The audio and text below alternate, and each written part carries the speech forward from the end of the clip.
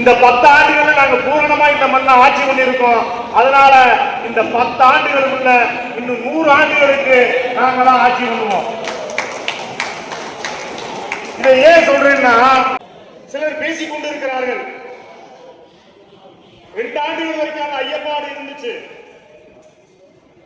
தமிழ்நாடு முழுவதும் நாங்கள் இருக்கிறோம், இந்தியா முழுவதும் இருக்கிறோம்.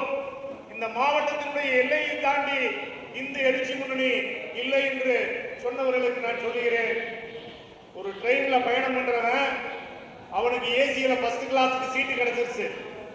அந்த ஃபர்ஸ்ட் கிளாஸ்ல உட்கார்ந்தவன் சொன்னானா, இந்த ட்ரெயின்ல நம்மளுக்கு ஃபர்ஸ்ட் கிளாஸ்ல சீட்டு கிடைச்சிருச்சு, நிறைய பேர் செகண்ட் கிளாஸ்ல இருக்கான், நிறைய பேர் தேர்ட் கிளாஸ்ல இருக்கான். நம்ம முதல்ல சென்னைக்கு நம்ம 1 மணி நேரத்துக்கு முன்னாடி போயிடுவோம். அந்த 2வது கிளாஸ்ல இருக்கிறவனோ 3வது கிளாஸ்ல இருக்கிறவனோ 1 மணி நேரத்துக்கு பின்னாடிதான் வந்து சென்னைக்கு சேர்வேன்னு சொல்லி ஒரு முட்டாள் எப்படி பேசுவானோ அதனால சில முட்டாள்கள் பேசிக் கொண்டிருக்கிறார்கள். அந்த ட்ரெயின் ஃபர்ஸ்ட் கிளாஸ்ல போறவனு 8:45 போய் சென்னையில சேரும், செகண்ட் கிளாஸ்ல இருக்கிறவனு அந்த 8:45 சென்னையில இறங்குறான். இது தெரியாம எங்களுக்கு ஃபர்ஸ்ட் கிளாஸ்ல பயணிக்கிறவன் நாங்க செகண்ட் கிளாஸ்ல பயணிக்கிறவனுக்கு முன்னாடியே 1 மணி நேரத்துக்கு முன்னாடி எங்களுடைய இலக்கை அடைந்து விடுவோம் என்று சொல்லுவது எவ்வளவு முட்டாள்தனமோ அதை போல சில முட்டாள்கள் பேசிக் கொண்டிருக்கிறார்கள். இந்து முன்னணி பேரியக்கத்துல ஜலகண்டேஸ்வரருடைய ஆலயத்தை மீட்பது எவ்வளவு உன்னதமானதோ அதற்கு சற்று குறைவில்லாத உன்னதமானது, தீரமானது இந்த வீரப்பையனார் பூமியை மீட்ட இந்த எழுச்சி முன்னணி என்பதை யாரும் மறந்துவிடக்கூடாது. ஜலகண்டேஸ்வரர் கோயிலை மீட்பதற்கு மிகப்பெரிய கூட்டம் இருந்தது. அது மிகப்பெரிய வரலாறு. அதை மீட்பதற்குரிய முதல் காரணி சுந்தரம் பிள்ளை. அந்த சுந்தரம் பிள்ளையை நம்ம படிக்கணும். கோபால்ஜி அந்த சுந்தரம் பிள்ளைன்னா வீர தீரத்தோடு உட்கார்ந்து இருந்தாரு. அந்த சுந்தரம் பிள்ளைக்கு இணையான ஒருவர் தான் நம்மளுடைய ராமராஜ்.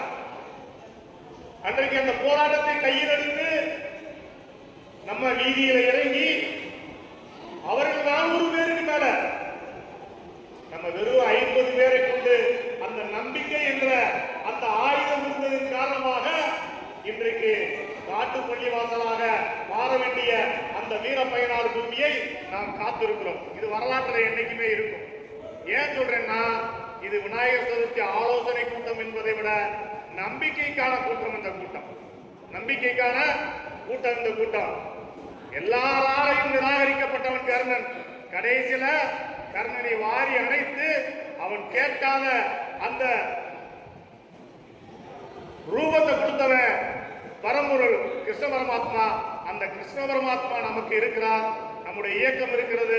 இந்த இயக்கம் இன்னும் மட்டுமல்ல, நாங்க இருந்தாலும் இல்லாட்டியும், இன்னும் இந்த பொறுப்பாளர்கள் இருந்தாலும் இல்லாட்டியும், இந்த இயக்கம் இன்னும் 100 ஆண்டுகளுக்கு இல்ல 1000 ஆண்டுகளுக்கு இந்த தடயம் இருக்கு.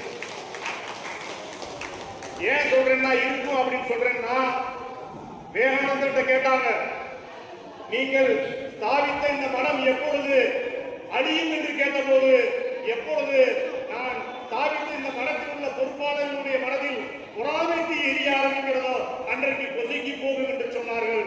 அதே மாதிரி இன்றைக்கு அமெரிக்காவிலே ஒரு ஆய்வு நடத்தியிருக்கிறார்கள். ஏன் மோடியை வீழ்த்த முடியவில்லை, மோடியை வீழ்த்துவதற்கு ஏதாவது ஒரு சூட்சமத்தை சொல்லுங்கள் என்று சொன்னபோது ஒரு 100 பேர் கொண்ட ஒரு கான்பரன்ஸ் அந்த கட்டுரை வந்திருக்கிறது எக்கனாமிக்ஸ் டைம்ஸ்ல. அப்ப அந்த கட்டுரையின் முடிவில் சொல்லியிருக்கிறார், ஒரு தீக்குச்சி உரசக்கூடிய அளவுக்கு கூட மோடியின் மனதில் பொறாமை தீயை ஏற்ற முடியவில்லை, அதற்காக மோடியை நிறுத்த முடியவில்லை என்று சொல்லியிருக்கிறார்கள்.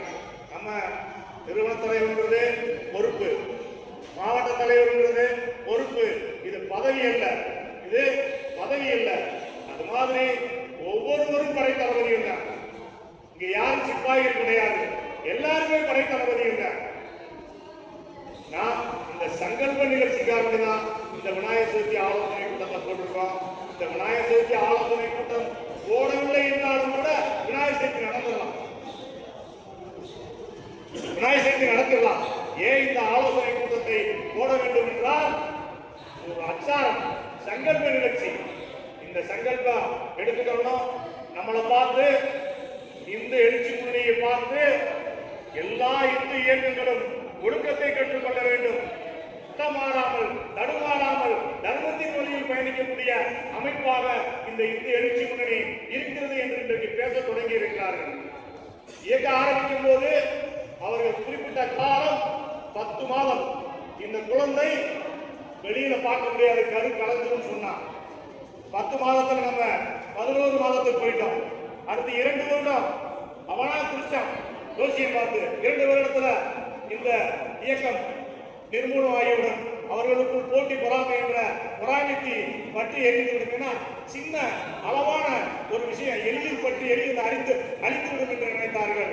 இன்றைக்கு 10 ஆண்டுகள். அதற்கு காரணம் நம்முடைய பொறுப்பாளர்களுடைய ஈகோ கிடையாது, நம்முடைய பொறுப்பாளர்களுடைய பொறாமை கிடையாது, நம்முடைய பொறுப்பாளர்களுடைய நம்பிக்கையின் காரணமாக இந்த இயக்கம் இன்றைக்கு வளர்ந்து கொண்டிருக்கிறது. இந்த நம்பிக்கை எந்த காலத்திலும் போகாமல் இருப்பதற்கு காரணம் நமக்குள்ள இருக்கிற பரஸ்பர புரிதல் உணர்வு. அந்த புரிதல் உணர்வு இருந்துச்சுன்னா போதும். அந்த புரிதல் உணர்வை நாம் வளர்த்துக் கொள்ள வேண்டும். இந்த இயக்கம் மேன்மேலும் வளர வேண்டும். அதற்கு விநாயகர் பெருமானுடைய அருள் எப்பொழுதும் நமக்கு கிடைக்கும். நாம் இதயத்தை தூய்மையாக வைத்துக் கொள்வோம் என்று கூறி வாய்ப்பளித்த நன்றி பாராட்டி விடைபெற்று